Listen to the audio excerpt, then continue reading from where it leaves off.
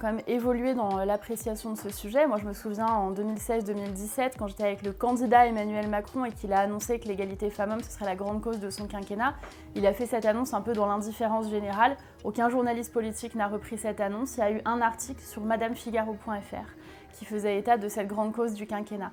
Et là, on est 5 ans après, et aujourd'hui, c'est devenu un sujet politique qui fait des bandeaux dans les chaînes d'information continue. Donc je dirais déjà qu'il y a une évolution de la société et une meilleure appréhension de ces sujets.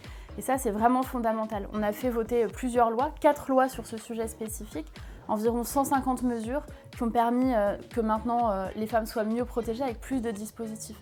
Néanmoins, il subsiste toujours des violences conjugales, il subsiste toujours des féminicides. Et donc tant qu'il y en aura encore, ça voudra dire qu'on devra continuer à amplifier nos efforts, ne rien lâcher sur cette cause-là.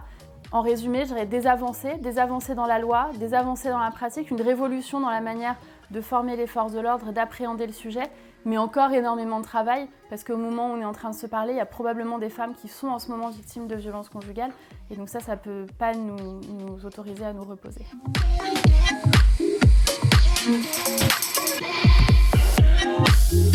D'abord, je veux dire qu'effectivement, la question de la protection des femmes, c'est une question française, mais aussi une question mondiale. La France a un rôle important à jouer dans le monde, et c'est d'ailleurs pour ça que quand nous étions à l'ONU avec le président de la République, il a appelé l'ensemble des États du monde à faire de l'égalité entre les femmes et les hommes une grande cause mondiale qui soit portée partout. Et dans le cadre de la présidence française de l'Union européenne, c'est vrai que nous menons un travail notamment sur la question des bonnes pratiques pour les prises de plainte. Moi, c'est un sujet qui me tient vraiment à cœur, que les femmes puissent déposer plainte. Nous avons en France pris beaucoup de dispositions.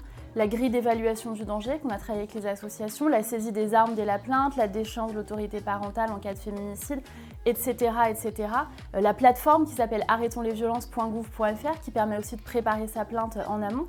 Il y a d'autres pays qui ont pris d'autres bonnes pratiques. Et c'est important pour moi que partout dans le monde, les femmes aient le meilleur accès possible à la plainte grâce à l'engagement des policiers et des gendarmes. Donc vraiment, ce partage il est extrêmement important et d'ailleurs, on dévoilera ces bonnes pratiques et ce cahier qui va compiler toutes ces bonnes pratiques autour du 8 mars à l'ONU pour la CSW qui est la grande rencontre mondiale annuelle de l'ensemble des États et des acteurs de la société civile pour les droits des femmes. Une loi qui existe depuis longtemps qui prévoit d'avoir 3 séances d'éducation à la vie affective et sexuelle par an. Et en réalité, si on est honnête, cette loi n'est pas vraiment appliquée. Enfin, je suis maman de 2 enfants, dont une ado, elle n'a jamais eu de ces cours-là, de ces interventions. Et quand on fait un petit peu l'audit avec mes collègues du ministère de l'Éducation nationale, on s'aperçoit que c'est très inégal dans l'application. Donc il y aura une semaine de l'égalité filles-garçons autour du 8 mars. Ce dont on a besoin, c'est que ce soit vraiment généralisé, mais également qu'il y ait un travail dans les familles. Il y a ce slogan féministe qui dit « Vous savez, protégez vos filles », qui est « Rayez et éduquez vos fils ». Et je pense que vraiment l'éducation a un rôle majeur et quand la famille est défaillante ou que les parents n'éduquent pas, effectivement l'école doit avoir ce rôle aussi. Et on voit encore trop de pratiques sexistes. Trop souvent, quand un petit garçon tire les cheveux d'une petite fille, au lieu de lui dire non à la violence, on dit à la petite fille « Ah, c'est parce qu'il t'aime bien, laisse-le faire ». C'est des choses qu'on entend encore aujourd'hui.